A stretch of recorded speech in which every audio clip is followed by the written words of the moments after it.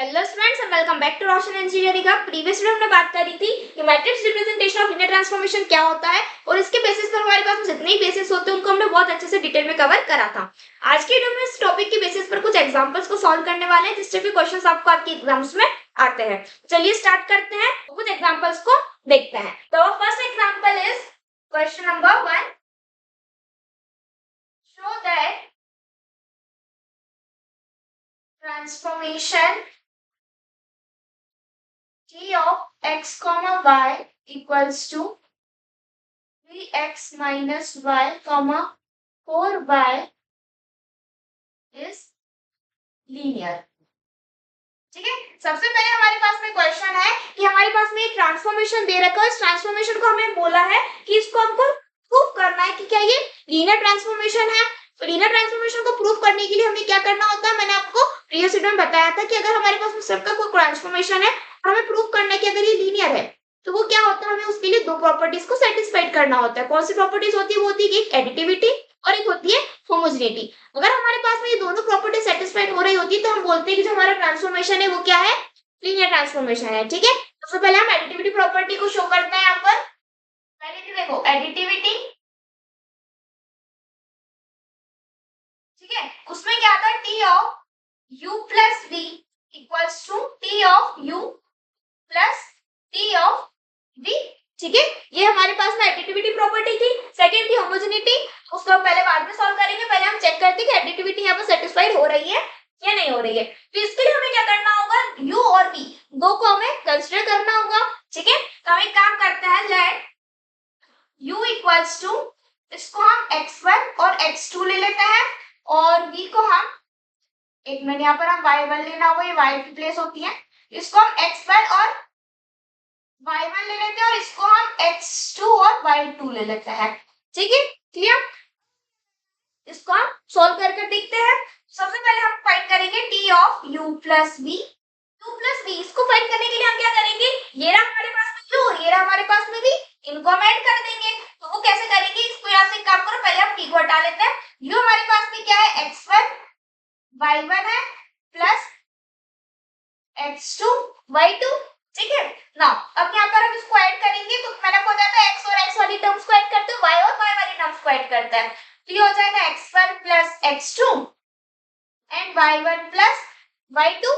अब हमें क्या करना है, जो हमारे पास में ये x और y की वैल्यू चाहिए। ठीक है, ये वाला जो पार्ट है ये हमारे पास में x हो गया और ये वाला पार्ट हमारे पास में क्या होगा, y होगा। तो जो x और y की वैल्यू चाहिए इसको हम क्या करेंगे, ये जो हमारे पास में ट्रांसफॉर्मेशन था इसके अंदर पुट करेंगे। ठीक है, यही करते थे हम। तो यहाँ पर हमारे पास में जो है, ठीक है, तो now t of u plus v क्या होगा हमारे पास में, जो हमारे पास में x की वैल्यूज है उसको वहां पर लिखते, देखो यहाँ पर डिवाइड में नहीं है। ठीक है, डोंट बी कंफ्यूज्ड, ये हम इसको यहाँ पे रब कर देते हैं। ठीक है, ये हमारे पास में x वाली टर्म है, ये हमारे पास में क्या है, y वाली टर्म है। ना अब क्या करेंगे, देखो x की जगह पर हम इसको रखेंगे, y की जगह पर हम इसको रखेंगे। तो ये हमारे पास में क्या है 3, then x1 plus x2 minus y हमारे पास में ये है तो y1 प्लस y2 कॉमा 4 और y1 की जगह पर आएगा y1 प्लस y2। ठीक है ना, अब हमें क्या करना है, इसको हम सॉल्व करेंगे, यहाँ पर ब्रैकेट लगाएंगे बड़ा। हाँ, इसको आप सॉल्व करेंगे अंदर तो ये हो जाएगा 3x1 plus 3x2 minus y1, sorry plus minus minus हो जाएगा तो यहाँ पर भी आ जाएगा minus y2 comma 4y1 plus 4y। ठीक है, ये हमारे पास में वैल्यू हो गई, ये हमारे पास में फर्स्ट कंपोनेंट और हो गया हमारे पास में सेकंड कंपोनेंट। ठीक है, क्लियर है। तो ये हमारे पास में t of u plus v की इसकी वैल्यू हो गई। अब हमें क्या करना है, इसकी वैल्यू को भी फाइंड करना है। चलो अब इसको ही फाइंड कर लेते हैं, t of u plus t of v। ठीक है, देन अभी कैसे फाइंड करेंगे, t ऑफ u की वैल्यू हमारे पास में क्या थी, ये था हमारे पास में x1 y1 plus t of x2 y2। अब हमें क्या करना है, इन दोनों के सेपरेट वैल्यूज को उसके अंदर रखना है। ये हमारे पास में x है, ये y है, ये x है और ये y है। पहले इसको सॉल्व करते हैं फिर उसको फाइंड करेंगे। ठीक है ना, अभी क्या होगा हमारे पास में, देखो ये हमारे पास में क्या x की वैल्यू है तो ये हो जाएगा 3x1 minus y1 comma 4y1। ठीक है, इस तरह से हमने इसकी वैल्यूज को वहां रख दिया। अब इसके लिए रखेंगे तो ये क्या होगा हमारे y2 कॉमा 4y2, ठीक है, ये आ गया। अब हम क्या करते हैं, x वाली टर्म्स को ऐड कर देते हैं और y वाली टर्म्स को ऐड कर देता है। तो यहाँ से ये हो जाएगा, देखो 3x1 माइनस y1, देन ये इधर आएगा तो plus 3x2 minus y2 comma then 4y1 plus 4y2, ठीक है। अब आप यहाँ पर देखो क्या ये वाली वैल्यू सेम है, 3x1, एक काम करते हैं इसको इस तरह से अरेंज भी कर लेते हैं, 3x1 plus 3x2 minus y1 minus y2 4y1 plus 4y2, ठीक है। अब हमारे पास में ये वाली वैल्यू दोनों ही बराबर में आ रही है, तो ये दोनों बराबर में आ रही है, तो hence additivity property is satisfied, ठीक है। ये वाली प्रॉपर्टी हमारे पास में सेटिस्फाइड हो रही है, ठीक है, क्लियर। अब सेकंड हमें क्या करना है, होमोजेनिटी वाली को भी चेक करना है, तो चलिए उसको भी कर लेते हैं। सेकंड प्रॉपर्टी हमारे पास में होती है होमोजेनिटी की, वो क्या होती है हमारे पास में, T of C U equals to C T U, ठीक है। अब इसके लिए हम क्या करते हैं, लेट u को हम ले लेते हैं यही x1 y1 और c को हम ले लेते हैं एज इट इज रहने देते हैं, ठीक है। u को हम ये ले लेते हैं और c को हम एज इट इज रहने देते हैं, कोई प्रॉब्लम नहीं उससे। तो नाउ अब हम क्या करेंगे, हम tu की वैल्यू निकालते हैं, ठीक है। तो c क्या होगा, c तो हमारे पास में एज इट इज है और u हमारे पास में क्या है, x1 y1 है, इसको हम अंदर मल्टीप्लाई कर दें तो ये हो जाएगा c x1 और ये c y1, ठीक है। अब हम क्या करेंगे, ये जो हमारे पास में वैल्यूज आएगी x और y की, इसको हम इसके अंदर पुट करेंगे। तो यहाँ से हमारे पास में t ऑफ सी यू क्या होगा, देखो ये हमारे पास में इसको पढ़ेंगे तो ये हो जाएगा 3, ये c x1 minus c y1, ठीक है। ये हमारे पास में x की वैल्यू तो x की जगह पर रख दिया, y की वैल्यू तो y की जगह पर रख दिया, कॉमा 4 और यहाँ पर आ जाएगा c y1,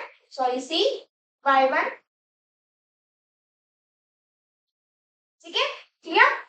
तो ये हमारे पास में t ऑफ सी यू, इसकी वैल्यू आ गई, तो हमें इसकी वैल्यू फाइंड करना है तो इसकी वैल्यू फाइंड कर लेते हैं। ये क्या होगा हमारे पास में c t u, तो c को हम एज इट इज रखेंगे और t ऑफ u मतलब t ऑफ x1 y1, ठीक है।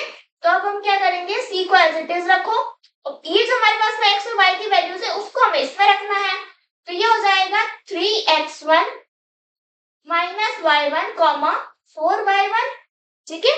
तो क्या करेंगे, c की वैल्यू को अंदर मल्टीप्लाई कर देंगे, तो ये हो जाएगा 3cx1 माइनस cy1 4cy1, ठीक है। हमारे पास अब इसकी वैल्यू भी आ गई। अब हम क्या करेंगे, इस वाली वैल्यू को और इस वाली वैल्यू को अगर इन दोनों कंपेयर करते हैं, देखो ये दोनों बराबर में आ रही है, हाँ ये दोनों बराबर है, तो hence homogeneity property is also satisfied. अब यहाँ पर हमारे पास में एडिटिविटी प्रॉपर्टी भी सेटिस्फाइड हो गई, होमोजेनिटी प्रॉपर्टी भी सेटिस्फाइड हो गई, दोनों प्रॉपर्टी सेटिस्फाइड हो गई, मतलब कि जो हमारा ट्रांसफॉर्मेशन है वो क्या है, लीनियर ट्रांसफॉर्मेशन है। So transformation is a linear hence proved, ठीक है, क्लियर है, आई होप समझ में आया होगा। इसको हम कैसे कर रहे हैं, बेसिक्स मैंने लास्ट वीडियो में बहुत अच्छे से कवर करा था, अगर आपने वो वीडियो नहीं देखी हो तो उसकी लिंक डिस्क्रिप्शन में, वहां से आकर उसको देख सकते हो। अब यहाँ पर एक चीज और, यहाँ पर हमने जो u और v की वैल्यू ली है, तो हमने x1 y1 ये जो हमने वेरिएबल्स ली, ये क्यों ली है, ये हमने यहाँ पर इसलिए ली, यहाँ पर हम चाहे तो कोई दूसरे कांस्टेंट वैल्यूज भी लेकर इसको सेटिस्फाई करवा सकते थे, बट यहाँ पर हमने यहाँ पर वेरिएबल्स इसलिए लिए हैं, क्यों, क्योंकि तब अगर आप यहाँ पर कोई सी भी कांस्टेंट वैल्यूज, अगर आप कोई दूसरी वैल्यूज को भी अगर यहाँ पर पुट करोगे, तो जो यहाँ पर आपके पास में ये वैल्यूज आएंगी, ये सब क्या करेंगी, सेटिस्फाइड करेंगी, ठीक है। अगर आप यहाँ पर कोई सी दूसरी वैल्यूज ले लो, अगर आप 1 2 ले लो, 3 2 ले लो, कोई सी भी अगर आप दूसरी वैल्यूज यहाँ पर अगर लोगे, तो जो आपकी ये वैल्यूज होंगी ये क्या करेंगी, सेटिस्फाइड करेगी, और ये जो आपको ट्रांसफॉर्मेशन आएगा तब भी क्या आएगा, लीनियर आएगा, ठीक है। तो इसलिए हमने यहाँ पर इनको वेरिएबल्स लिया, अगर आप चाहो तो कोई से दूसरी वैल्यूज भी ले लो, अगर आप कोई से दूसरी वैल्यूज लेते हो तो वो क्या हो जाता है कि वो आपने सिर्फ फिक्स्ड वैल्यूज, एक यूनिक वैल्यूज के लिए इसको ट्रांसफॉर्मेशन को जो लीनियर है उसको कर कर बताया। मैंने यहाँ पर आपको वेरिएबल्स लेकर बताया ताकि आप कोई से भी यहाँ पर वैल्यूज रखोगे तो वो आपका जो ट्रांसफॉर्मेशन होगा वो क्या होगा, हमेशा आपका लीनियर ही आएगा, वो उसको सारी वैल्यूज के लिए सेटिस्फाइड करेगा। ठीक है, आई होप समझ में आया होगा, इसको नोट डाउन कर लो। चलिए नेक्स्ट क्वेश्चन सॉल्व करते हैं। ट्रांसफॉर्मेशन हमें गिवन है x, y is equals to x plus 2y और 3x minus y। Find matrix of transformation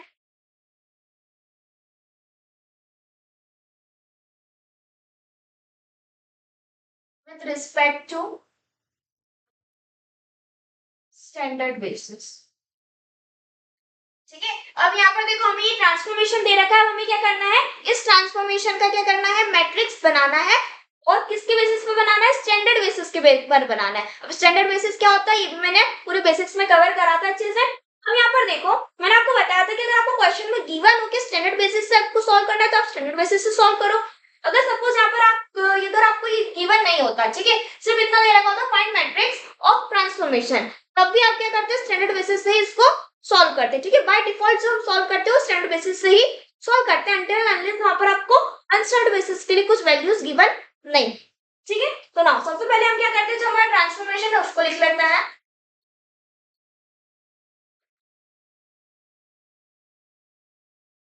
अब हमारे पास में स्टैंडर्ड बेसिस के लिए वैल्यूज क्या क्या होती हैं,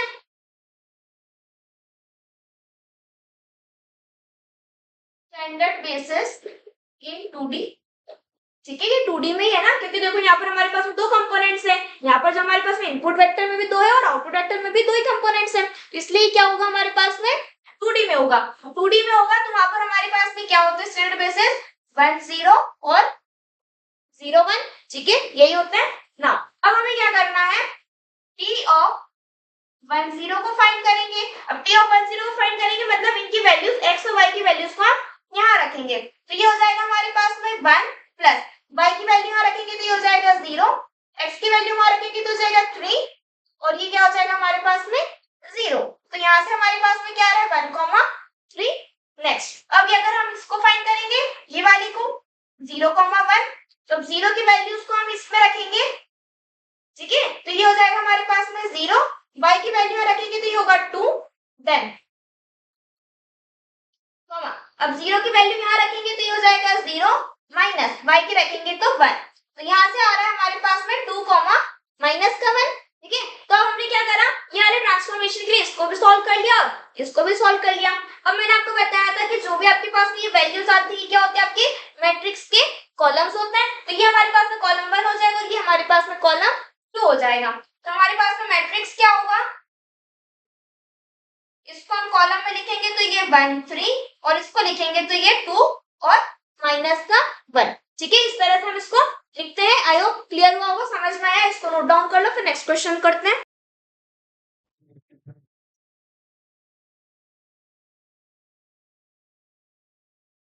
x, y, z equals to x plus 2y 3y minus z x plus z। Find matrix of transformation. ठीक है, अब ये हमारे पास में ट्रांसफॉर्मेशन गिवन है और हमें क्या बोला, इसका मैट्रिक्स हमें बनाना है। अब यहाँ पर हमारे पास में गिवन नहीं है कि आपको कौन से बेसिस पे बनाना है, तो हम बाय डिफॉल्ट यहाँ पर स्टैंडर्ड बेसिस को ही यूज करेंगे। ठीक है, तो ये हमारे पास में इसको हम पहले एज इट इज लिख लेते हैं हमारे ट्रांसफॉर्मेशन को, x plus 2y 3y minus z और x प्लस z। ठीक है, स्टैंडर्ड बेसिस इन 3D। अभी 3D में होगा, क्यों होगा, क्योंकि देखो यहाँ पर भी हमारे पास में 3 कंपोनेंट्स इनपुट वेक्टर में और आउटपुट वेक्टर में भी हमारे पास में 3 कंपोनेंट्स हैं, तो हमारे पास में स्टैंडर्ड बेसिस का होगा 3D का होगा ना। अब हमारे पास में 3D में का होगा तो उसमें हम क्या करते हैं, स्टैंडर्ड बेसिस हमारे पास में कौन कौन से होते हैं पहले हम उनको लिख लेते हैं। 1 0 0 0 1 0 और 0 0 1 ठीक है, यही होता है ना। टी ऑफ 1 0 0 इसको फाइंड करना है, मतलब ये क्या हमारे पास में एक्स वाई जेड की वैल्यूज है, हमें क्या करना है, एक्स की वैल्यू सिर्फ 1 है, ठीक है, इसके लिए इसको सॉल्व करना है। एक्स की वैल्यू 1 है तो यहाँ से हमारे पास में ये 1 हो जाएगा, ये 0 हो जाएगा, वाई की वैल्यू 0 है, ये भी हमारे पास में वाई जेड की वैल्यू 0 है, तो ये हमारे पास में दोनों 0 हो जाएंगे। यहाँ से हमारे पास में एक्स की वैल्यू 1 है तो ये आ जाएगा 1, जेड हमारे पास में 0 है।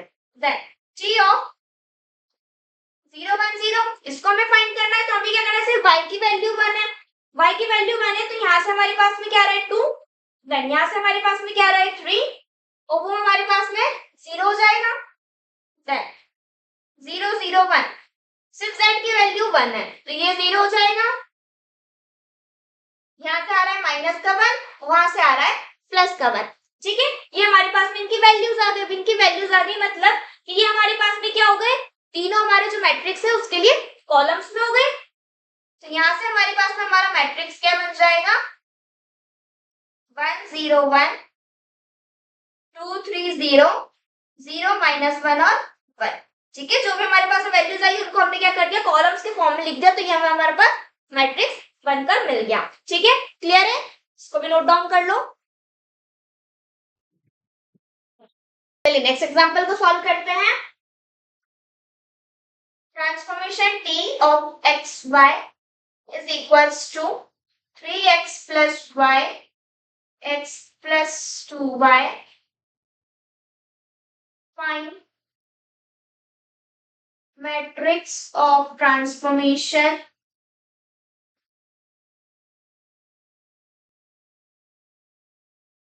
with respect to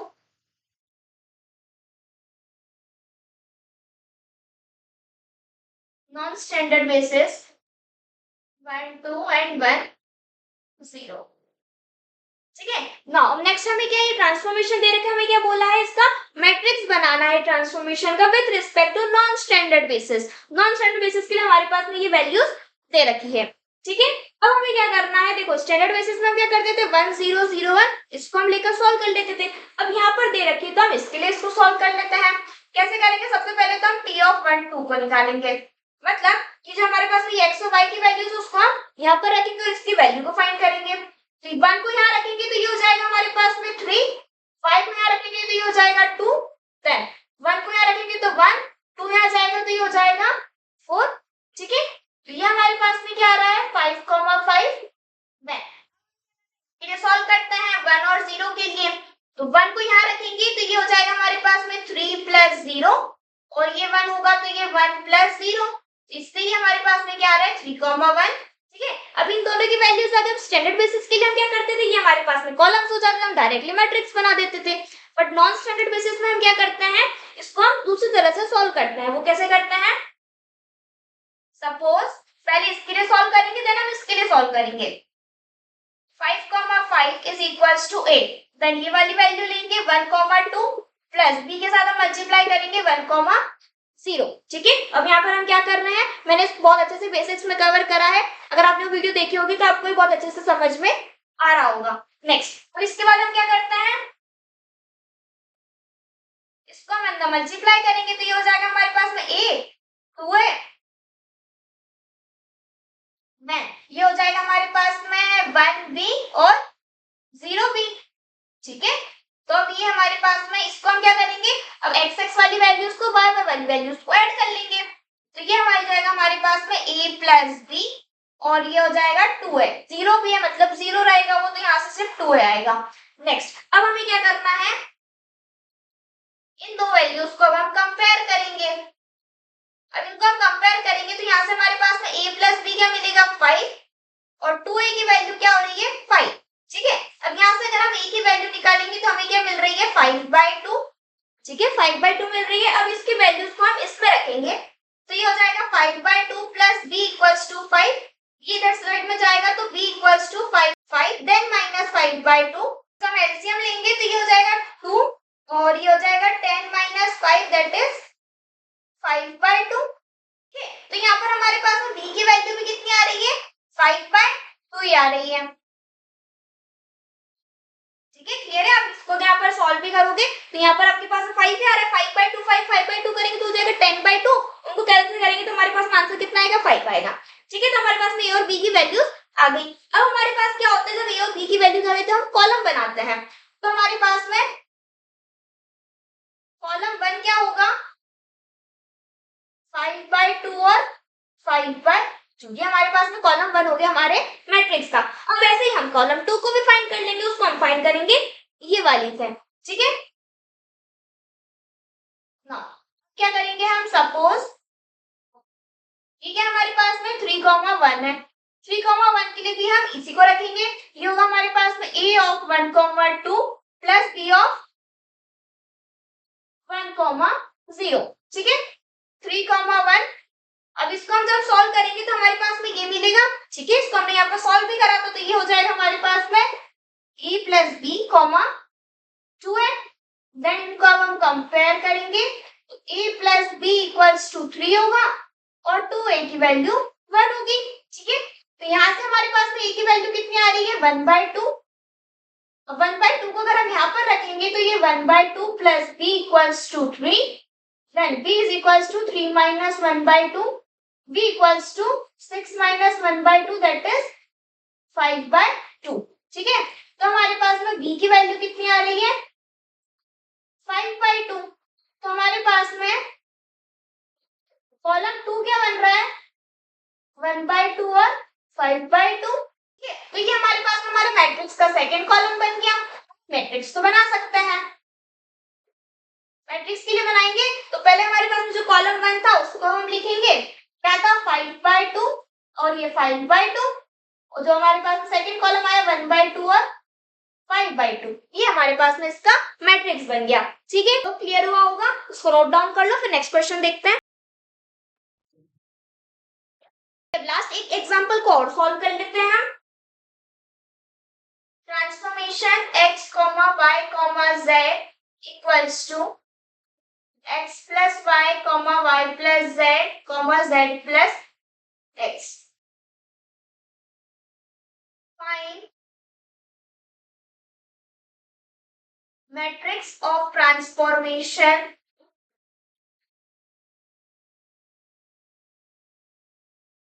with respect to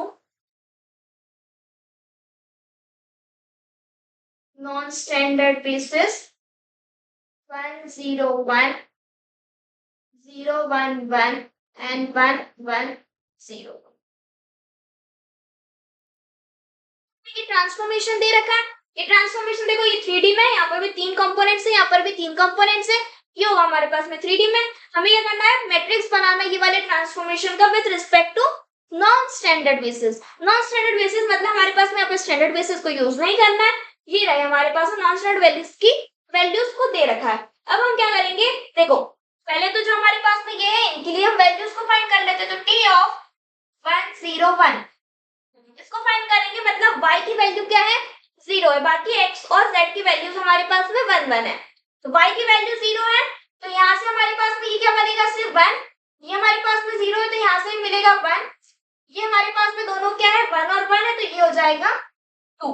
ठीक है, देन t ऑफ 0, 1, 1 इसके लिए हम सॉल्व करेंगे।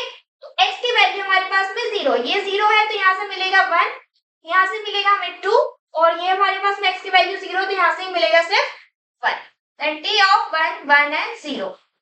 z की वैल्यू हमारे पास में क्या है 0 है, ये हो जाएगा 2, ये होगा हमारे पास में 1 और ये भी होगा 1। ठीक है क्लियर। अब ये वैल्यूज आ गई। अब हम क्या करेंगे इन तीनों ही सेपरेट के लिए हम क्या करेंगे इनका कॉलम दोनों को बनाएंगे।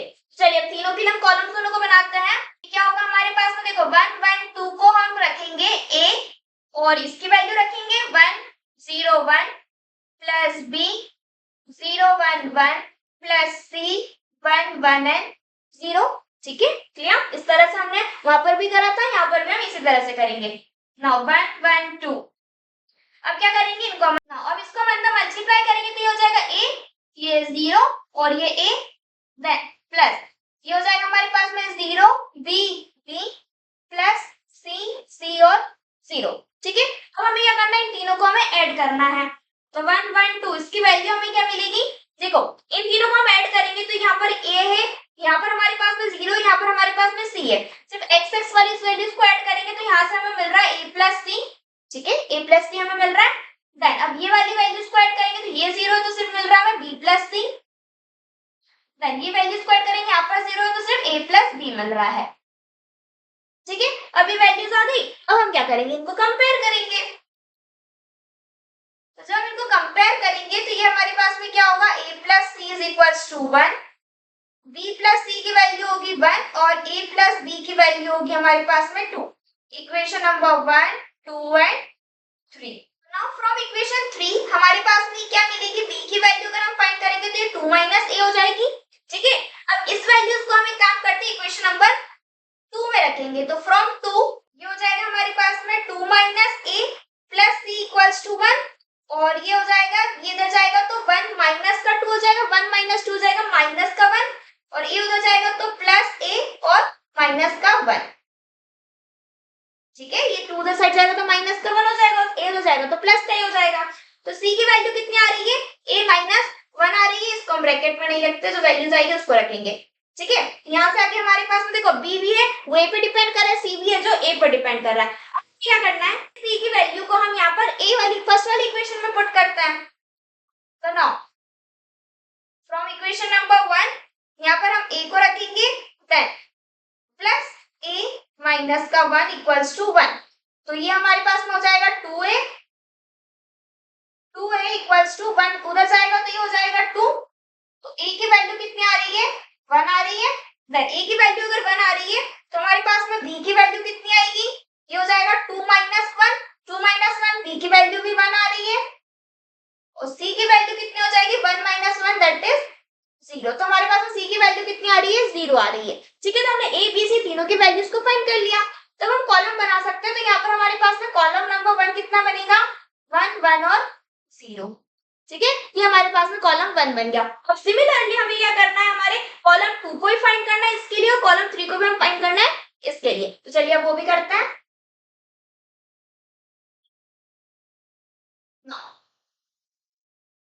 अब इसको रखेंगे तो 1 2 1 इक्वल्स टू, अब यहाँ पर एक काम करते हैं, इस वैल्यूज को हम डायरेक्टली रख सकते हैं। ठीक है, वैसे हम इसको रखेंगे फिर इसको सॉल्व करेंगे, फिर इसको सॉल्व करेंगे, तो हम एक काम करते हैं डायरेक्टली हम ये वाली वैल्यू को रख लेते हैं। तो ये हमारे पास में यहाँ पर क्या था, देखो a plus C, b plus C और a प्लस बी। देन हम इसके बाद में क्या करना है, इनको कंपेयर करना है। इनको हम कंपेयर करेंगे तो a प्लस सी की वैल्यू आ रही है 1, b प्लस सी की वैल्यू कितनी आ रही है, 2 आ रही है और a प्लस बी की वैल्यू कितनी आ रही है, 1 आ रही है। Equation number 1 2 and 3। अब इसको सॉल्व करेंगे तो एक काम करते हैं, फ्रॉम इक्वेशन नंबर 3 b की वैल्यू को हम इधर ले लेते हैं, 1 माइनस ए हो जाएगी। देन फ्रॉम इक्वेशन नंबर 2 इस b की वैल्यू को हम यहाँ पर रखेंगे, तो ये क्या हो जाएगा, 1 minus A plus C equals to 2। 1 को हम उधर साइड ले जाएंगे, 2 माइनस 1 कितना होगा, 1 होगा। तो c की वैल्यू कितनी आ रही है, 1 प्लस ए। ठीक है ना, अब हमें क्या करना है, इस c की वैल्यू को हम इसमें रखते हैं। तो यहां से हमारे पास में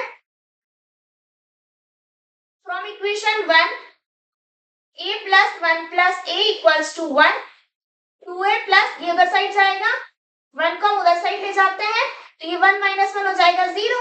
तो a की वैल्यू कितनी आ रही है, 0 आ रही है। b की वैल्यू अगर 0 आ रही है तो हमारे पास में b की वैल्यू कितनी आएगी, 1 माइनस 0 1 हो जाएगा और c की वैल्यू कितनी आएगी, ये भी 1 हो जाएगी। ठीक है, यहाँ से हमारे पास में हमारा कॉलम क्या बन जाएगा, कॉलम 2 हो जाएगा 0 1 1। ठीक है, क्लियर है, समझ में आया कॉलम 2 कैसे निकाला। अब सिमिलरली हमें क्या करना है, कॉलम 3 भी निकालना है। कॉलम 3 को हम यहाँ पर निकाल लेते हैं, तो ये हमारे पास में क्या होगा, 2 1 1 equals to a plus C, b plus C, a plus B. अब इनको हम कंपेयर करेंगे तो ये a plus C equals to 2 हो रहा है, b प्लस सी 1 हो रहा है और a प्लस बी की वैल्यू हमारे पास में कितनी आ रही है, 1 आ रही है। तो नाउ इनको अब हम सॉल्व करेंगे तो यहाँ से हमारे पास में ये इधर साइड इसको इक्वेशन नंबर 1 ले लेते हैं, इसको 2 ले लेते हैं और इसको हम 3 ले लेते हैं। तो यहाँ से हमारे पास में b की वैल्यू आ गई 1 माइनस ए। देन इसको हम पुट करेंगे इक्वेशन सॉरी सेकंड वाली में, तो सेकंड वाली में रखेंगे तो ये हो जाएगा 1 minus A plus C equals to 1। Then अब ये 1 हमारे पास में देखो ये दोनों कैंसिल हो जाएंगे, तो ये इधर साइड जाएगा तो c equals to a, c की वैल्यू a के बराबर में आएगी। अब यहाँ पर हम क्या करेंगे, यहाँ पर इसको रखेंगे, तो फ्रॉम 1 इक्वेशन नंबर 1 में रखेंगे तो ये हमारे पास में हो जाएगा a plus A equals to 2, 2a equals to हमारे पास में हो जाएगा 2, तो a की वैल्यू कितनी आ रही है, 1 आ रही है, b की वैल्यू कितनी आएगी, 1 माइनस 1 0 हो जाएगी, और c की वैल्यू कितनी हो जाएगी, 1 हो जाएगी। तो हमारे पास में इसके लिए कॉलम क्या बन रहा है, 1 0 1, ठीक है, थर्ड कॉलम हमारे पास में बन रहा है 1 0 1, ठीक है। तो यहाँ पर हमारे पास में मैट्रिक्स के तीनों कॉलम आ गए, this is for column 1, column 2 and column 3। हम क्या करेंगे, तीनों कॉलम्स को साथ में लिखेंगे तो हमारा मैट्रिक्स बन जाएगा। तो एक काम करते हैं, उसको भी हम यहीं पर ही लिख लेते हैं, इसको हम ऊपर लिख लेते हैं थोड़ा। पास में क्या आ रहा है, 1 0 एंड 1 आ रहा है, ठीक है। यहाँ पर अब हमारा मैट्रिक्स क्या बन रहा है,